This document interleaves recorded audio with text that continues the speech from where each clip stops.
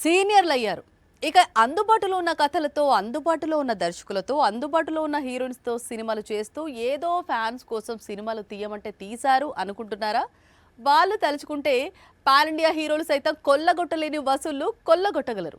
లేటెస్ట్‌గా వచ్చిన 'వెంకీ' ఏకంగా 300 కోట్ల పోస్టర్‌ను రిలీజ్ చేశాడు. సీనియర్ హీరోల మధ్య మళ్లీ బాక్సాఫీస్ యుద్ధం ప్రారంభమైంది. అదేంటది? ఏళ్లుగా చిరు, బాలయ్య, వెంకటేష్, నాగార్జున మధ్య బాక్సాఫీస్ వార్ జరుగుతోంది. ఇప్పుడు పాన్ ఇండియా ట్రెండ్ లో వీరి యుద్ధం పెద్దగా హైలైట్ కావడం లేదు, కానీ వార్ మాత్రం కొనసాగుతోంది. సంక్రాంతికి వస్తున్నాం సినిమాతో సీనియర్ వార్ ను సీరియస్ గా మార్చేశాడు. సంక్రాంతికి వస్తున్నాం సినిమా సరాసరి 300 కోట్లు దాటిన పోస్టర్ ను రిలీజ్ చేశాడు వెంకీ.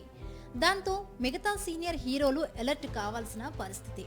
300 కోట్లు దాటి కొల్లగొట్టాల్సిన సిచ్యువేషన్ వచ్చేసింది.